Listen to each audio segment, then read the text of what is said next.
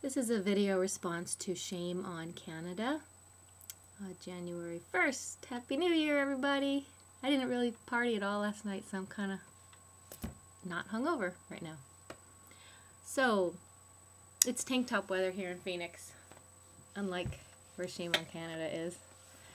And I just want you to know I'm not picking on you at all. It seems more interesting to respond to fellow determinists, something in my eye, fellow determinists who think similarly but have, slightly different views. So it'd be great if we could all be on the same page. I know that's not possible, apparently. So, hope that you think it's a good thing I'm responding, making some points that may differ from your views. Why is determinism terrifying? Why is it terrifying to you? Why is it terrifying to people who even don't believe in determinism? It's terrifying to, seems like everybody that thinks about it, except just a few people that I know of. Seems to really terrify people who think about determinism long and hard enough. And they come to some sort of conclusion that it means ethics are meaningless, and the fact that everything is mapped out and unchangeable makes them feel like they're locked in and being forced to do the things they're doing. I just don't think about that at all, in that same way at all. It would terrify me if I found out there's some element controlling my actions that is somehow separate from our known causal universe. Why is that notion comforting to people who believe in free will? Why would that be comforting to you? Why would you rather free will be true? That would mean that there's something controlling your brain, or it doesn't even make sense. Or would it be you controlling this otherworldly element that's outside of the causal chain? It doesn't seem possible to go down any of these lines of thinking without breaking out of logic very, very quickly. One conclusion I have come to is that most people are wired to think illogically. And I guess that's a natural trait, because it seems to be the norm and not the exception. So, to me, it's just very easy to think about determinism, and it doesn't bother me or terrify me at all. We all have that first moment when it hits us for the very first time,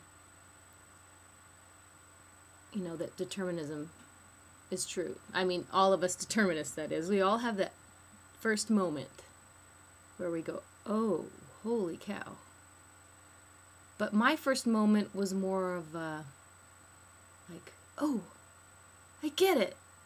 It makes sense. It was more of that kind of moment than a terrifying moment. I didn't have any sort of terrifying moment, because it was more like finally understanding a math problem. And it wasn't that it worked out differently than I thought it would.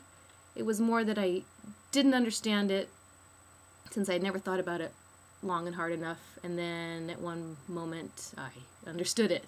It was that kind of moment, like, oh, wow, that makes sense. Like I said, it's very easy for me to think about, I guess because it's clear to me that it couldn't be any other way. So it's not comforting, it's not discomforting, it's just the way it is. But it's on a very different level, so to speak, than our awareness. It's so far removed from our everyday consciousness and awareness in daily lives that it doesn't seem to meddle in our lives. The fact that we're determinists doesn't meddle in our lives. If it was obviously a problem where we really felt like we were forced to be robots and we can't make any other decision other than what we're trying to make, then we would all undoubtedly be aware that we're determined, and we wouldn't be having this argument in the first place. The fact that it's so far removed from our awareness is why it's not obvious and why we're arguing about it all the time. It doesn't pull us or push us or force us in any way. It's simply physics cranking away the way it does, the way we expect and want it to. So that, the sun sets every day, so that our small infant is still in her cradle. When we wake up in the morning, gravity reliably holds our baby down in his bed so that he's there when the sun reliably rises the next morning. Right on time like clockwork. We want this. But to think that we have all this beauty of universal laws, but we can escape it when it comes to the issue of our brain matter, is just a very outdated idea. I'm surprised people still think this way, actually. Then again, I'm surprised most humans on the world are superstitious still to this day. So, go figure. I need coffee. Baloney just jumped up. Okay, so where was I? Okay, there is the age-old ethical problem when it comes to determinism. People tend to worry about ethics a lot. If we can't control our actions, then how can we be held accountable for our actions? And how can we have some sort of ethical system or morality? Well, the answer isn't because everything would fall apart in society if we let people get away with things, assuming that nothing can possibly be their fault.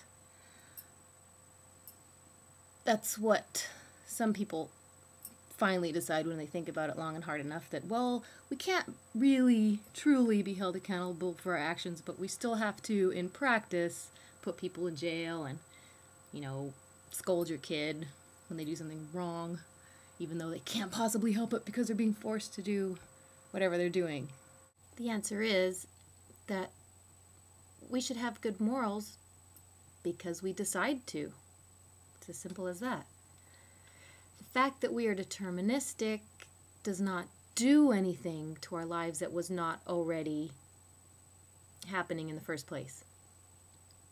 Okay, look at it this way. We can't know everything, and we can't fully sense our deterministic process. The universe itself can't know everything either. Because for that to be the case, part of the universe would have to use itself for the function of doing the knowing. And then that part would be busy performing the function of knowing and not be able to know that part of itself. In the same sense that we can't fully be aware of our brain processes as they are happening. Does that make sense? So run free, my deterministic children. It's your life to live. Physics is just cranking away, doing its thing, which is keeping my coffee hot and keeping Baloney soft.